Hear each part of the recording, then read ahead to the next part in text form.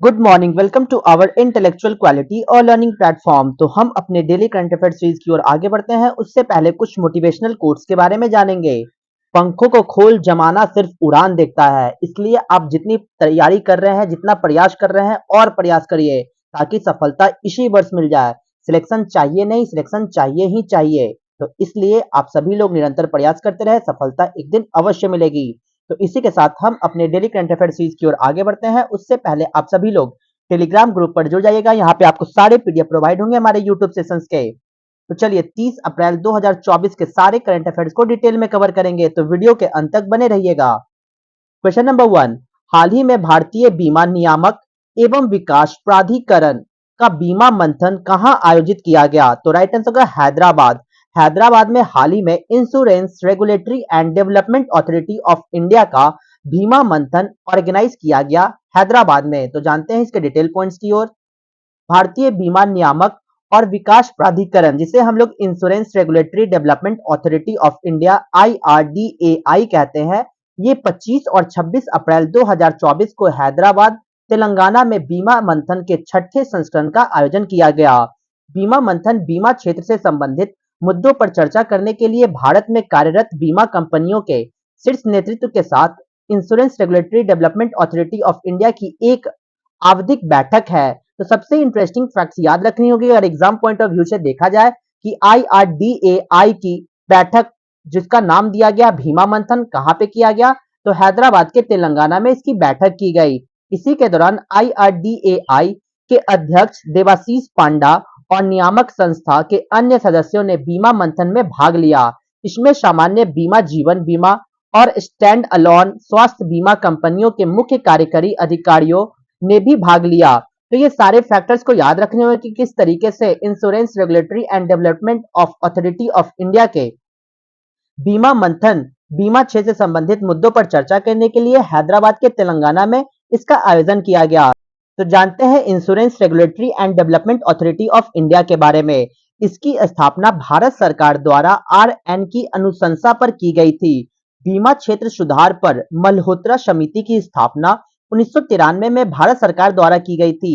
यहाँ पे आपको दो फैक्टर्स याद रखने होंगे। Insurance regulatory and development authority of India, जिसको हम लोग IRDAI को शॉर्ट फॉर्म में कहते हैं, इसकी स्थापना हमारे भारत सरकार के किस कमेटी के द्वारा रिकमेंड की गई थी? तो राइट आंसर हो जाएगा RN मल्होत्रा कमेटी के रिकमेंडेशन पे ही इंश्योरेंस सेक्टर रिफॉर्म्स की स्थापना की गई। कब? तो साल 1993 में। तो ये सारे फैक्टर्स को याद रखने के बहुत ही इंपॉर्टेंट फैक्टर्स है कि गवर्नमेंट ऑफ इंडिया के द्वारा 1993 में RN मल्होत्रा कमेटी के द्वारा इंश्योरेंस सेक्टर रिफॉर्म्स की गठन की गई। और इसके साथ साथ आपको ये भी फैक्टर्स याद रखने होंगे कि insurance regulatory and development authority of India इसी की एक ऑटोनोमस बॉडी है जो under union ministry of finance के अंतर्गत आती है। साल 1999 में इसकी स्थापना की गई। अकॉर्डिंग टू दिस कमिटी के अकॉर्डिंग ये निर्णय लिया गया कि insurance regulatory and development authority of India की गठन साल 1999 में की जाएगी, जो पूरी तरीके से ऑटोनोमस बॉडी होगी, जो पूरी तरीके से स्वायत्त निकाय वाली एक प्रकार की बीमा नियामक और विकास प्राधिकरण के रूप में स्थापित किया गया था, जो किसके अंडर पे काम करेगी? तो यूनियन मिनिस्ट्री ऑफ फाइनेंस के अंडर ये वर्क करेगी। तो ये सारे फैक्टर्स को याद रखना होगा। तो चलते हैं नेक्स्ट क्वेश्चन नंबर 2 की ओर। हाल ही में भारत सरकार द्वारा किस क्षेत्र को अधिकृत आर्थिक संचालक का दर्जा दिया गया? तो राइट आंसर होगा जेम्स एंड ज्वेलरी सेक्टर को हाल ही में ऑथोराइज्ड इकोनॉमिक ऑपरेटर का दर्जा दिया गया। तो जानते हैं इसके पूरे डिटेल पॉइंट्स की ओर। रत्न और आभूषण निर्यात संवर्धन परिषद GJEPC, जिसे शॉर्ट फॉर्म में हम लोग कहते हैं, इसने एक बड़ी उपलब्धि को हासिल की क्योंकि भारत सरकार ने रत्न और आभूषण क्षेत्र को अधिकृत आर्थिक ऑपरेटर, जिसको हम लोग ऑथराइज्ड इकोनॉमिक ऑपरेटर कहते हैं, इसका दर्जा दिया गया। EEO कार्यक्रम का 2011 में एक पायलट प्रोजेक्ट के रूप में पेश किया गया था। तो सबसे इंटरेस्टिंग फैक्ट्स आपको ये पॉइंट्स याद रखनी होगी कि James and jewellery export promotion council के द्वारा एक अचीवमेंट हासिल की गई, जो हमारे भारत सरकार के द्वारा प्राप्त किया गया, ग्रांट दिया गया ऑथराइज्ड इकोनॉमिक ऑपरेटर स्टेटस। इसी के दौरान आपको ये भी फैक्टर्स याद रखने होंगे कि यह दर्जा, जिसे पहले अस्वीकार कर दिया गया था और अब निर्यात और आयात प्रक्रियाओं को सरल बनाते हुए कार्गो रिलीज के समय को कम करता है और बैंक गारंटी को 50% तक कम करता है, जिसका उद्देश्य व्यापार करने में आसानी को बढ़ाना देना है। तो ये सारे फैक्टर्स को याद रखने होंगे किस तरीके से गवर्नमेंट ऑफ इंडिया ने James and jewellery export promotion council को ऑथोराइज्ड इकोनॉमिक ऑपरेटर का दर्जा दिया गया। तो चलते हैं नेक्स्ट क्वेश्चन नंबर 3 की ओर। हाल ही में आईसीसी ने किस भारतीय क्रिकेटर को टी20 विश्व कप का ब्रांड एम्बेसडर नियुक्त किया है? तो राइट आंसर का युवराज सिंह। युवराज सिंह को हाल ही में अपॉइंट किए गए एज आईसीसी के नए ब्रांड एम्बेसडर के रूप में for the T20 world cup का जो आयोजन होने वाला है 2024 में, इसके नए ब्रांड एम्बेसडर के रूप में नियुक्त हुए हैं युवराज सिंह। तो आपको ये फैक्ट याद रखने होंगे क्योंकि कल ही मैंने न्यूज में कवर किया था उसैन बोल्ट के बारे में। उसैन बोल्ट को भी नियुक्त किया गया आईसीसी टी20 वर्ल्ड कप 2024 के लिए ब्रांड एम्बेसडर, और साथ साथ युवराज सिंह भी आईसीसी टी20 वर्ल्ड कप 2024 के नए ब्रांड एम्बेसडर के रूप में उभर कर सामने आए हैं। तो जानते हैं इसके डिटेल पॉइंट्स की ओर। अंतर्राष्ट्रीय क्रिकेट परिषद आईसीसी ने आगामी आईसीसी पुरुष टी20 विश्व कप 2024 के लिए भारतीय क्रिकेटर के दिग्गज युवराज सिंह को एक राजदूत के रूप में नियुक्त करने की घोषणा की। इसी के दौरान युवराज सिंह क्रिस गेल और उसैन बोल्ट के साथ पहले से घोषित राजदूत के रूप में शामिल हुए, और 42 वर्षीय युवराज सिंह 1 जून से शुरू होने वाले टूर्नामेंट से पहले सभी प्रचार कार्यक्रमों में भाग लेने के लिए पूरी तरह से तैयार हो चुके हैं। 9 जून को न्यूयॉर्क में बहुप्रतीक्षित भारत बनाम पाकिस्तान मैच में उनकी उपस्थिति मुख्य आकर्षण में से एक होगी। तो सबसे इंटरेस्टिंग फैक्ट्स आपको ये याद रखनी होगी, आईसीसी मेंस टी20 वर्ल्ड कप 2024 के ब्रांड एम्बेसडर के रूप में हमारे लीजेंड युवराज सिंह को अपॉइंट किया गया, और इसके साथ साथ आपको ये भी फैक्टर्स याद रखने होंगे उसैन बोल्ट को भी हाल ही में अपॉइंट किए गए आईसीसी मेंस टी20 वर्ल्ड कप के ब्रांड एम्बेसडर के रूप में। तो चलते हैं नेक्स्ट क्वेश्चन नंबर 4 की ओर। अडानी समूह को कौन सा बंदरगाह भारत के पहले ट्रांसशिपमेंट हब के रूप में विकसित किया जाएगा? तो राइट आंसर का विजिंजम पोर्ट को हाल ही में अडानी ग्रुप के पोर्ट को डेवलप किया जाएगा जो भारत का पहला ट्रांसशिपमेंट हब होगा। तो जानते हैं इसके डिटेल पॉइंट्स की ओर। केरल में अडानी समूह के विजिंगम पोर्ट को भारत के उद्घाटन ट्रांसशिपमेंट पोर्ट के रूप में संचालित करने के लिए केंद्र सरकार से मंजूरी मिल गई। इससे माल को बड़े जहाजों से छोटे जहाजों में स्थानांतरित किया जा सकता है, और वर्तमान में भारत के ट्रांसशिपमेंट कार्गो का एक बड़ा हिस्सा कोलंबो और सिंगापुर जैसे विदेशी बंदरगाहों द्वारा नियंत्रित किया जाता था। और इसी के दौरान आपको यह भी फैक्टर्स याद रखने होंगे कि मौजूदा नियमों के तहत परिचालन बंदरगाहों पर क्षमता संतृप्त होने से पहले प्रतिस्पर्धी परियोजनाओं को अनुमति देने से रोकने के लिए शिपिंग मंत्रालय की मंजूरी की आवश्यकता होती है।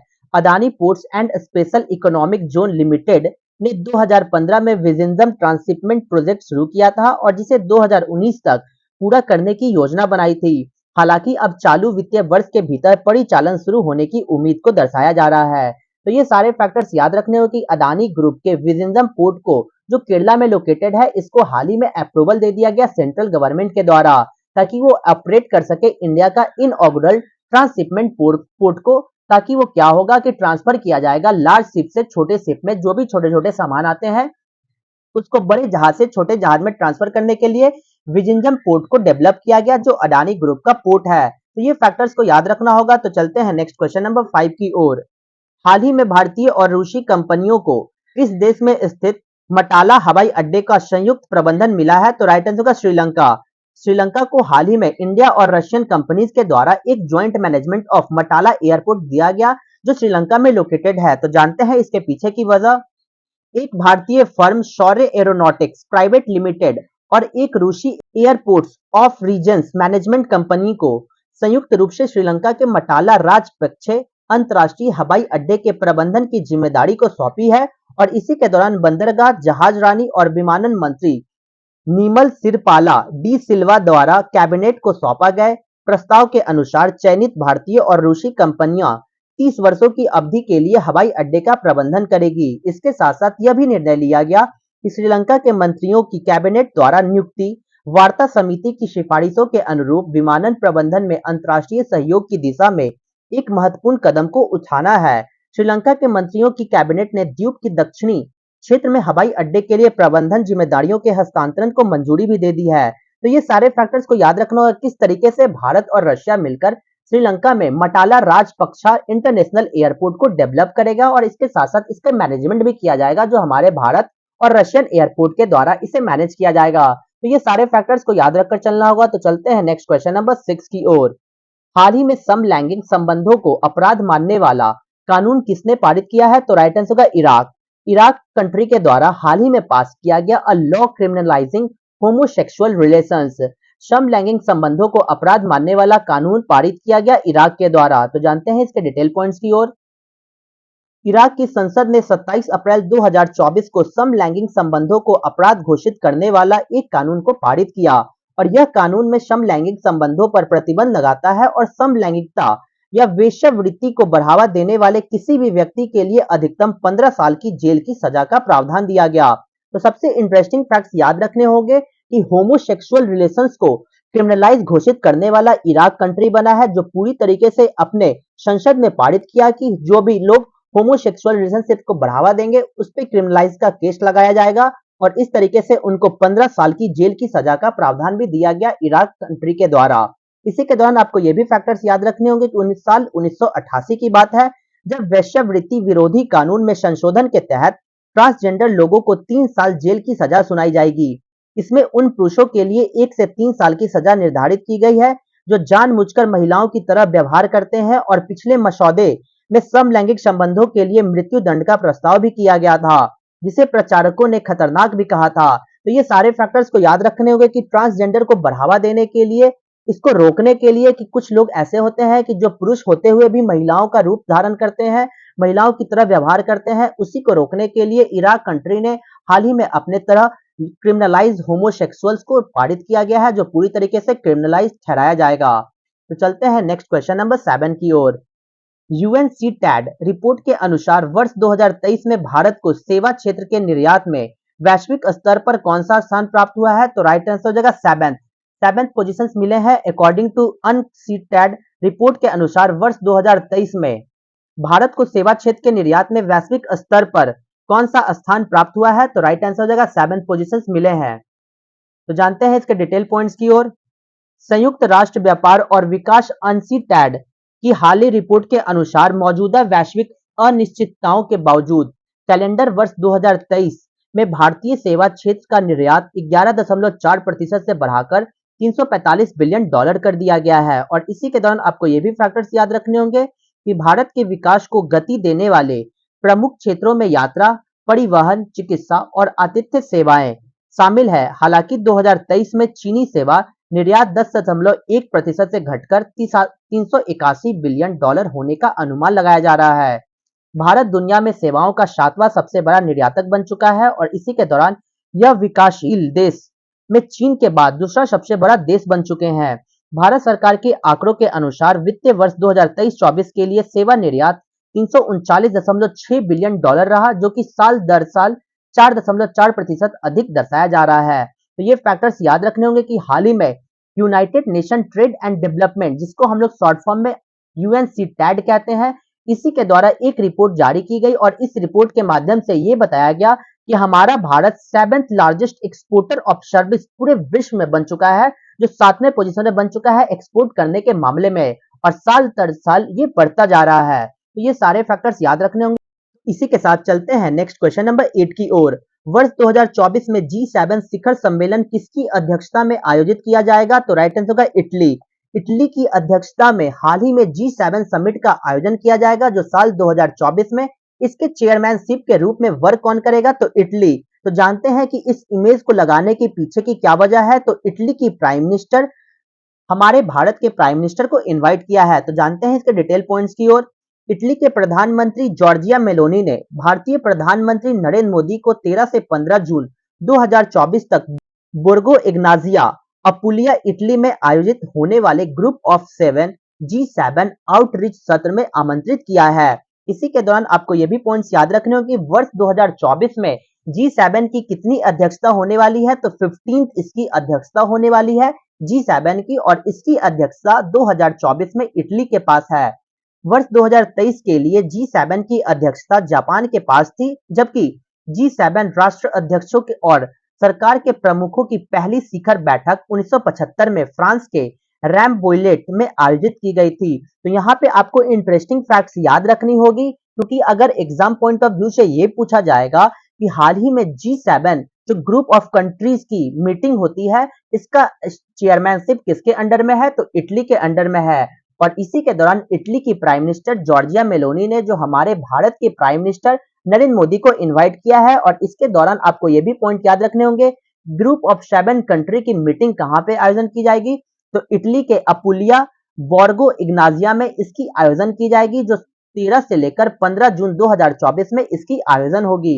इसके दौरान आपको ये भी फैक्टर्स याद रखने होंगे कि इस वर्ष इसकी कौन सी एडिशन चल रही है, तो 15th एडिशन चल रही है G7 की साल 2024 में।